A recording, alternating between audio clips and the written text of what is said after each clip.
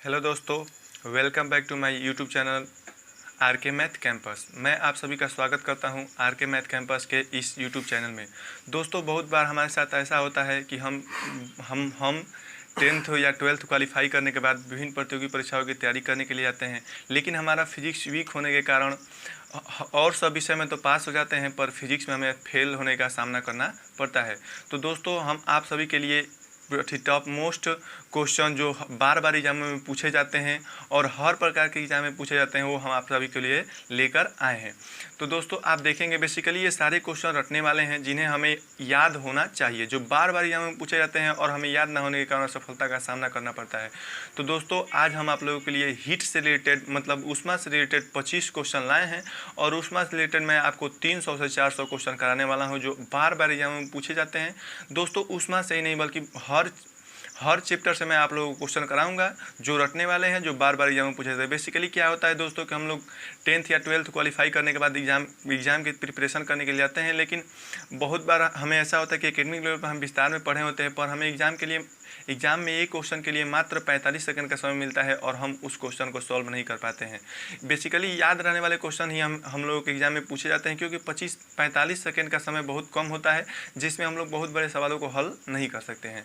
तो दोस्तों, देखेंगे आज का हम लोगों का एक सीरीज चलाने वाले हैं जिसमें आप देखेंगे 25 क्वेश्चनों का एक संग्रह। तो दोस्तों, शुरू करते हैं आज की क्लास। उसमें रिलेटेड 25 क्वेश्चन है। दोस्तों, पहला क्वेश्चन देखेंगे कि सूर्य का प्रकाश पृथ्वी पर कितने समय में पहुंचता है। तो दोस्तों, पहला क्वेश्चन है हमारा कि सूर्य का प्रकाश पृथ्वी पर कितने समय में पहुंचता है। तो दोस्तों, जो सूर्य का प्रकाश है वो पृथ्वी पर 8 मिनट में क्या होता है, पहुंचता है। तो दोस्तों, देखेंगे जैसे सूर्य का प्रकाश, जैसे मान लीजिए हमारे एग्जाम में एग्जाम्पल दे दिया 2 मिनट, 3 मिनट, 4 मिनट और 8 मिनट। तो पूछेगा कि सूर्य का प्रकाश पृथ्वी पर कितने मिनट में पहुंचता है। तो हम लोग 8 मिनट पे यदि हमें याद रहेगा तो आसानी से टिक कर सकते हैं। दोस्तों, ये कई बार एग्जाम में पूछा जा चुका है और आगे भी पूछता रहेगा।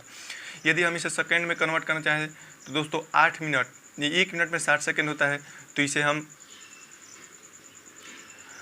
8 × 60 इक्वल टू 8×6 = 480 सेकेंड भी लिख सकते हैं। तो दोस्तों, ये 480 सेकेंड। सूर्य का प्रकाश पृथ्वी पर कितने समय पहुंचता है, तो 8 मिनट। यदि हम इसे सेकेंड में काउंट करें तो 480 सेकेंड, या तो मिनट में देता है हम लोग एग्जाम्पल या फिर सेकेंड में। तो दोस्तों, आप आसानी से इसे टिक कर सकते हैं। दूसरा क्वेश्चन देखेंगे दोस्तों, चंद्रमा का प्रकाश पृथ्वी पर कितने समय में पहुंचता है। तो दोस्तों, यदि हम चंद्रमा का प्रकाश बात करें तो चंद्रमा का प्रकाश हमारा पृथ्वी पर पहुंचता है 1.25 सेकेंड में। दोस्तों, ये समय बहुत ही कम है, जो कि हमारे पलक झपकते भी ये समय बीत सकता है। दोस्तों, बेसिकली बहुत सारे एग्जामों में 1.3 सेकेंड भी दिया होता है, 1.25 ना देकर 1.3 सेकेंड दिया होता है लगभग करके। तो इसे भी हम टिक कर सकते हैं, या तो 1.25 दिया होगा या तो 1.3 दिया होगा। तो दोस्तों, कंफ्यूज नहीं होना कि 1.5 ही होता है या 1.3 ही होता है। दोनों में से यदि कोई एक दिया हो तो हम उसे आसानी से टिक कर सकते हैं। नेक्स्ट क्वेश्चन है दोस्तों हमारा आंसर नंबर 3। दोस्तों, नेक्स्ट क्वेश्चन है कि सूर्य से पृथ्वी पर किस विधि द्वारा सूर्य से प्रकाश पृथ्वी पर किस विधि द्वारा आता है। तो दोस्तों, सूर्य से जो है कि हमारा प्रकाश पृथ्वी पर विकिरण विधि द्वारा आता है। विकिरण विधि द्वारा आता है। सूर्य से पृथ्वी पर प्रकाश किस विधि द्वारा आता है, तो विकिरण विधि द्वारा। दोस्तों, ये रटने वाले क्वेश्चन है और हमें इन्हें रटना होगा, और जिससे कि हम अपने एग्जाम को आसानी से क्वालिफाई कर सकते हैं। नेक्स्ट क्वेश्चन है दोस्तों कि केतली में चाय का गर्म होना किस विधि का उदाहरण है। दोस्तों, देखते होंगे हम लोगों की खुले बर्तनों के अपेक्षा केतली में चाय बहुत तेज़ी से गर्म होता है।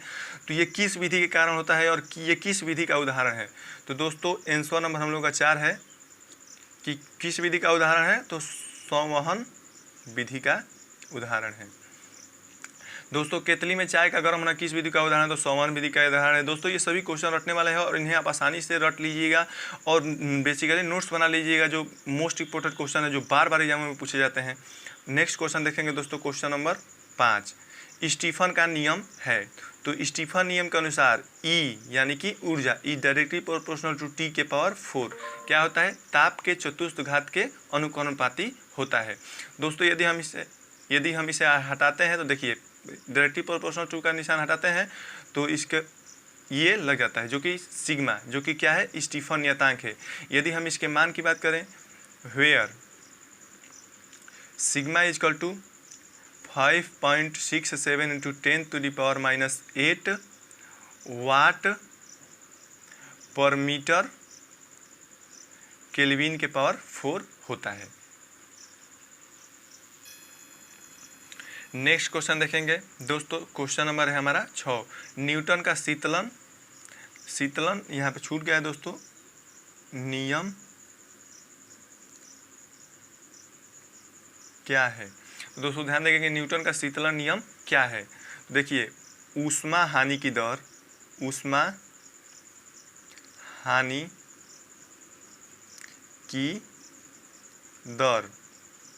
Is directly proportional to तापांतर।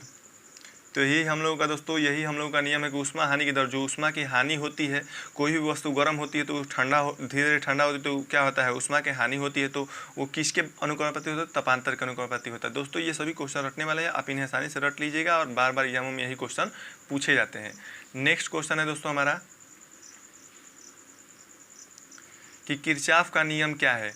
दोस्तों किरचॉफ का नियम होता है E lambda is equal to small A lambda अपान में स्मॉल ई लेमडा।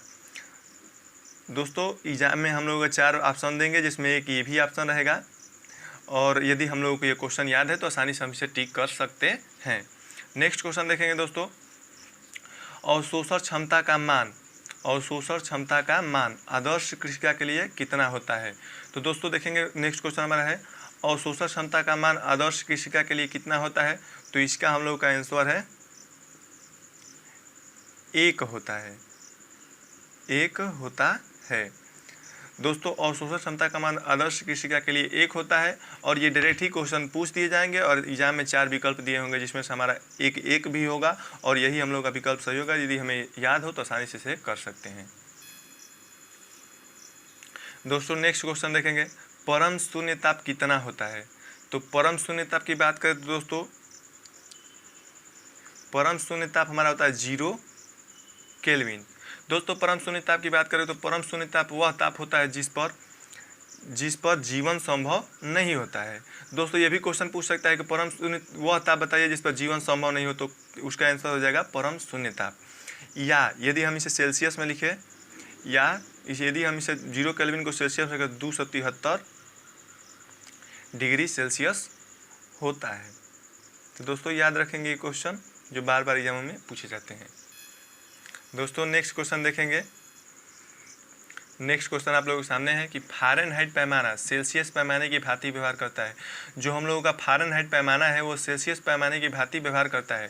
तो दोस्तों ये हम लोगों का व्यवहार करता है 40 डिग्री सेल्सियस पर। कितने डिग्री सेल्सियस पे? तो 40 डिग्री सेल्सियस जब ताप हो जाता है तो फ़ारेनहाइट पैमाना और सेल्सियस पैमाने में कोई अंतर नहीं होता है, ये दोनों एक दूसरे के भांति व्यवहार करने लगते हैं। दोस्तों नेक्स्ट क्वेश्चन है हमारा अल्फा संबंधे बीटा संबंधे गामा इजकल टू क्या। दोस्तों यहाँ पर अल्फा है रेखीय प्रसार गुणांक, बीटा है क्षेत्रीय प्रसार गुणांक, गामा है आयतन प्रसार गुणांक। तो इनका संबंध होता है दोस्तों 1 संबंधे 2 संबंधे 3। ये बार बार यहाँ पूछ ले जाते हैं और इसी प्रकार क्वेश्चन ये ऐसा संबंध दे दिया रहेगा, ऑप्शन में ये रहेगा, आप इसे आसानी से टिक कर देंगे और आपका नंबर मिल जाएगा। तो दोस्तों आप एग्जाम क्वालिफाई कर सकते हैं। और इसको यदि ऐसे ही पूछ सकता है दोस्तों कि बीटा इजकल टू कितना अल्फा, तो क्षेत्रीय प्रसार गुणांक इंटू इजकल टू 2 गुणे अल्फा यानी कि रेखीय प्रसार गुणांक। उसके बाद आयतन प्रसार गुणांक इजकल टू कितना, तो 3 गुणे क्या होता है दोस्तों अल्फा, यानी कि आयतन प्रसार गुणांक इजकल टू 3 गुणे रेखीय प्रसार गुणांक। दोस्तों नेक्स्ट क्वेश्चन देखेंगे, यदि हम बंद कमरे में फ्रिज का दरवाज़ा खोलकर छोड़ दें तो कमरे के ताप पर क्या प्रभाव पड़ेगा। दोस्तों यदि कोई बंद कमरा है उसमें फ्रिज का दरवाज़ा खोलकर हम छोड़ दें तो क्या होगा, तो कमरे का ताप बढ़ जाएगा।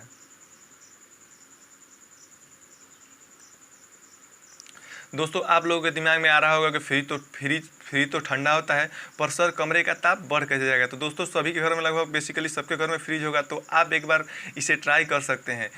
कमरे का ताप घटेगा नहीं बल्कि बढ़ जाता है। और यही क्वेश्चन बार बार एग्जाम में पूछे जाते हैं और हमें ये पता ना होने के कारण कि ताप बढ़ जाएगा। बहुत सारे बच्चे सोचेंगे कि फ्रिज तो ठंडा होता है, अरे सर तो ठंडा पे हम लोग टिक कर देते हैं और हम लोग का क्वेश्चन गलत हो जाता है और हम अपना एग्जाम क्वालिफाई नहीं कर पाते। तो दोस्तों याद रखिएगा कि ताप बढ़ जाएगा, घटेगा नहीं।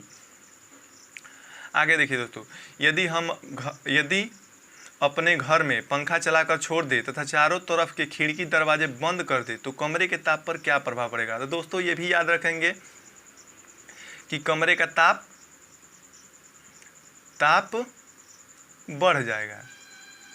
दोस्तों अरे सर जी पंखा तो ठंडा हवा देता है, पर आप कैसे बात कर रहे हैं कि कमरे का ताप बढ़ जाएगा। तो दोस्तों ये भी आप एक्सप्लेन कर सकते हैं।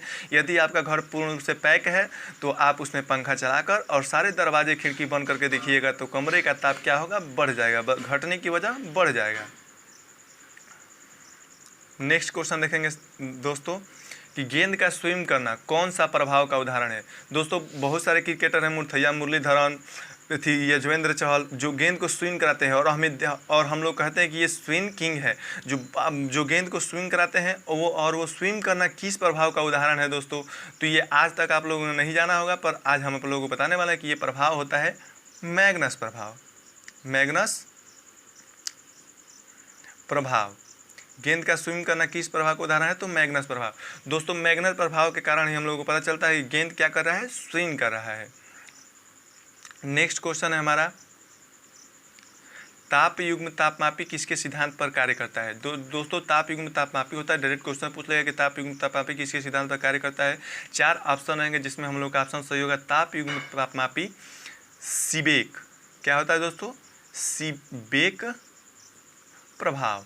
क्या होता है, सीबेक प्रभाव के सिद्धांत पर कार्य करता है। यदि हम ताप युग्म तापमापी के प्रास की बात करें तो इसका प्रास होता है 200 डिग्री सेल्सियस से लेकर 1200 डिग्री सेल्सियस के बीच। दोस्तों यहाँ पे थोड़ा गलती हो गया, -200 डिग्री सेल्सियस से 1200 डिग्री सेल्सियस के बीच होता है। तो दोस्तों ये भी याद रखेंगे, ये भी यहाँ में पूछ लेता है कि ताप युग्म तापमापी किसके सिद्धांत पर कार्य करता है, तो सीबेक प्रभाव, और इसका प्रास कितना होता है, तो -200 डिग्री सेल्सियस से +1200 डिग्री सेल्सियस तक होता है।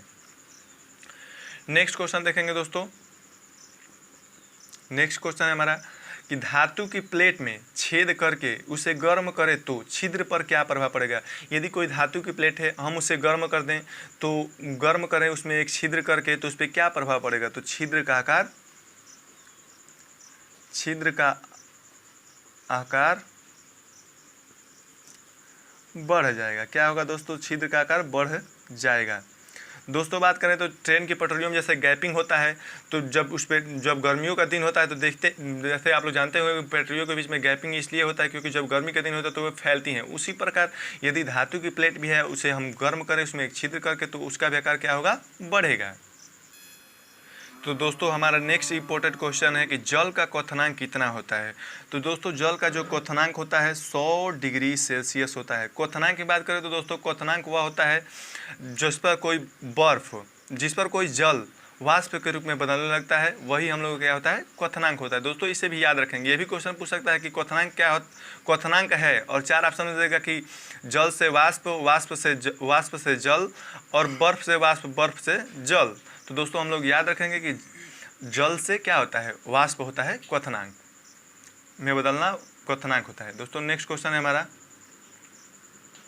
क्वेश्चन नंबर है 17 कि जल का हिमांक कितना होता है। तो दोस्तों जल के हिमांक की बात करें तो 0 डिग्री सेल्सियस होता है। 0 डिग्री सेल्सियस पर 0 डिग्री सेल्सियस जल का हिमांक होता है। हिमांक की बात करें तो दोस्तों वह ताप होता है जिस पर कोई द्रव्य जमने लगता है, यानी कि हिम बनने लगता है, तो वह ताप होता है 0 डिग्री सेल्सियस। 0 डिग्री सेल्सियस पर कोई भी द्रव्य क्या होता है, जमने लगता है। नेक्स्ट क्वेश्चन देखेंगे दोस्तों, बर्फ की विशिष्ट ऊष्मा कितनी होती है। तो बर्फ की विशिष्ट ऊष्मा की बात करें तो 1/2 कितना होता है, बर्फ की विशिष्ट ऊष्मा कितनी होती है, तो 1/2 कैलोरी प्रति ग्राम सेल्सियस, या इसे 0.5 कैलोरी प्रति ग्राम सेल्सियस भी लिख सकते हैं। दोस्तों नेक्स्ट क्वेश्चन है हमारा कि वाष्प की गुप्त ऊष्मा कितनी होती है। वाष्प की गुप्त ऊष्मा कितनी होती है दोस्तों, तो ये होता है हमारा 536। कितना होता है, 536 कैलोरी प्रति ग्राम। दोस्तों ये बेसिकली रटने वाले क्वेश्चन है जो बार बार एग्जाम में पूछे जाते हैं और हमें याद ना होने के कारण हमें असफलता का सामना करना पड़ता है। यदि हम एग्जाम क्वालिफाई कर पाते हैं, क्वालिफाई कर भी लेते हैं, तो हमें फाइनल मेरिट में सकना पड़ता है, क्योंकि हम इन सभी क्वेश्चनों को याद नहीं कर पाते हैं। और बेसिकली इंटरमीडिएट लेवल पर हम एग्जाम देने का कोशिश करते हैं और जिस पे हम एग्जाम तो क्वालिफाई कर पाते हैं, लेकिन ये मेरिट वाले क्वेश्चन नहीं कर पाते हैं। दोस्तों ये 536 कैलोरी प्रति ग्राम होता है, या बहुत बार एग्जाम में 540 कैलोरी प्रति ग्राम भी दे देता है, कैलोरी प्रति ग्राम भी दे देता है। तो दोस्तों कंफ्यूज नहीं होना है कि 536, अरे सर आपने तो 536 कैलोरी प्रति ग्राम बताया था, लेकिन एग्जाम में तो 540 कैलोरी प्रति ग्राम दिया था। दोस्तों बिल्कुल कंफ्यूज होने वाली कोई बात नहीं है, क्योंकि 536 नियरेस्ट में लिया जाता है और 540 भी नियरेस्ट में लिया जाता है। तो दोस्तों इसमें से कोई एक ही एग्जाम्पल में देगा, 4 विकल्प में देगा और उसमें से हमें एक को टिक करना होता है। तो दोस्तों नेक्स्ट क्वेश्चन देखते हैं हम। नेक्स्ट क्वेश्चन है हमारा कि बर्फ की गुप्त ऊष्मा कितनी कैलोरी प्रति ग्राम होती है। तो बर्फ की गुप्त ऊष्मा की बात करेंगे दोस्तों, तो 80 कितनी होती है बर्फ की गुप्त ऊष्मा, 80 कैलोरी प्रति ग्राम होती है। तो बर्फ की गुप्त ऊष्मा कितनी कैलोरी प्रति ग्राम होती है, तो 80 कैलोरी प्रति ग्राम होती है। दोस्तों नेक्स्ट क्वेश्चन देखेंगे। नेक्स्ट क्वेश्चन है हमारा कि गुप्त ऊष्मा का सूत्र क्या है तथा मात्रक क्या है। दोस्तों ध्यान देंगे कि गुप्त ऊष्मा का सूत्र जो हम लोग कहता है, गुप्त ऊष्मा को हम लोग एल से दर्शाते हैं और इसका सूत्र होता है Q/m, जहां एल गुप्त ऊष्मा, Q ऊष्मा का परिमाण और m क्या है, द्रव्यमान है। तो दोस्तों यदि हम इसके मात्रक की बात करते हैं तो इसका मात्रक होता है कैलोरी प्रति ग्राम। ये हम लोगों का SI मात्रक क्या है, SI मात्रक। यदि हम इसके CGS मात्रक की बात करें, ये हम लोगों का CGS मात्रक है दोस्तों। CGS मात्रक क्या है हम लोग का, CGS मात्रक। और यदि हम इसके SI मात्रक की बात करें तो इसका SI मात्रक होता है जूल प्रति किलोग्राम। ठीक है दोस्तों, ये सभी क्वेश्चन आप लिख लेंगे और आप अच्छे से तैयार कर लेंगे। और इसकी बीमा की बात करें दोस्तों, बीमा जो कि बार बार यहाँ में पूछ जाता है और इसके बीमा भी पूछ सकता है, तो इसकी बीमा होती है m/0, L/2, T/-2। तो दोस्तों इसे भी आप याद रखेंगे। नेक्स्ट क्वेश्चन देखते हैं दोस्तों। क्वेश्चन हमारा 22, विशिष्ट ऊष्मा का सूत्र क्या है तथा इसका मात्रक बताइए। क्या बताना है, इसका मात्रक भी बताना है। विशिष्ट ऊष्मा का सूत्र क्या है तथा इसका मात्रक बताइए। मात्रक बताना है और विशिष्ट ऊष्मा का सूत्र बताना है। तो विशिष्ट ऊष्मा को दोस्तों हम लोग दिखाते हैं एस से। एस = होता है Q/m डेल्टा टी। दोस्तों यहाँ पे कंफ्यूजन नहीं है, डेल्टा टी क्या मतलब होता है, तपांतर। देखिए दोस्तों, एस = विशिष्ट ऊष्मा, Q = ऊष्मा का परिमाण, m = द्रव्यमान, डेल्टा टी = तपांतर। और इसके मात्रा की बात करें तो CGS मात्रक होता है इसका कैलोरी प्रति ग्राम सेल्सियस। और SI मात्रक की बात करें, SI मात्रक की बात करें तो जूल प्रति किलोग्राम केल्विन होता है। ठीक है दोस्तों, और इसकी बीमा की बात करें तो m/0, L/2, T/-2, K/-1 होता है। तो दोस्तों इसकी बीमा भी याद रखेंगे। बीमा भी बार बार यहाँ में पूछ लेगा, 4 ऑप्शन देगा जिसमें एक भी रहेगा, इसे आप आसानी से टिक कर दीजिएगा दोस्तों और आप एग्जाम क्वालिफाई कर लेंगे। ये मोस्ट इंपॉर्टेंट क्वेश्चन है दोस्तों, जो बार बार एग्जाम में आने हैं। इस एक बार नहीं आए तो अगले साल आएंगे, लेकिन ये क्वेश्चन बार बार रिपीट होते हैं और यही क्वेश्चन बनते हैं दोस्तों जो इसमें से हैं मोस्ट इंपॉर्टेंट। नेक्स्ट क्वेश्चन देखेंगे दोस्तों कि मेयर का सूत्र क्या होता है। तो दोस्तों मेयर का सूत्र बात करेंगे तो Cp - Cv = R। दोस्तों ये क्वेश्चन आप याद रखेंगे कि मेयर का सूत्र क्या होता है। मेयर का सूत्र यदि आपसे पूछ देता है तो मेयर का सूत्र होता है Cp - Cv = R। Next question है हमारा दोस्तों दोस्तों नेक्स्ट क्वेश्चन बताने से पहले यदि आप हमारे चैनल से पहली बार जुड़े तो हमारे चैनल को लाइक, सब्सक्राइब एंड शेयर करें वीडियो को, ताकि और प्रेस द बेल आइकन, ताकि वीडियो का हर नोटिफिकेशन आपके पास पहुंचता रहे और रेगुलरिटी के साथ आपको वीडियो उपलब्ध कराया जाएगा, जिससे आप विभिन्न प्रकार के प्रतियोगी परीक्षाओं में फिजिक्स की समस्या से जूझ रहे हैं, जिससे आपका निवारण होगा और आप आसानी से एग्जाम को क्वालिफाई कर सकते हैं। दोस्तों तो प्लीज़ आपके प्यार और सपोर्ट की ज़रूरत है, जिससे हम आपको रेगुलरिटी के साथ वीडियो दे सकें। दोस्तों यदि आप हमारे चैनल को सब्सक्राइब करते हैं तो हमारा उत्साह बढ़ेगा, जिससे हम आपको रेगुलरिटी के साथ वीडियो देंगे और आपको पढ़ाने में थोड़ा मज़ा आएगा। दोस्तों नेक्स्ट क्वेश्चन है हमारा, बायल का नियम क्या है? बायल का नियम, तो बायल का नियम होता है P is directly proportional to 1/v, यानी कि दाब क्या होता है? आयतन के व्युत्क्रमानुपाती होता है। यही हम लोगों का बायल का नियम है। जो संबंध ही दोस्तों ऐसे ही संबंध डायरेक्ट एग्जाम में पूछ लेते हैं कि बायल का नियम क्या होता है, तो दे देगा कि 1 आयतन के व्युत्क्रमानुपाती, आयतन का व्युत्क्रमानुपाती, तो इस आसानी से टिक कर सकते हैं दोस्तों। और ये दोस्तों नेक्स्ट क्वेश्चन हमारा 25 नंबर। ये दोस्तों क्वेश्चन हम आप लोगों को देते हैं, जो इसको आपको कमेंट पे बताना है कि चार्ल्स का सूत्र क्या होता है, और इसे आप कमेंट में बताएंगे दोस्तों, जिससे हमें पता चलेगा कि बहुत सारे बच्चे हमारे वीडियो को देख रहे हैं। और प्लीज़ हमारे चैनल को लाइक, सब्सक्राइब एंड शेयर करें और नोटिफिकेशन और प्रेस द बेल आइकन, ताकि नोटिफिकेशन आप पे पहुँचता रहे।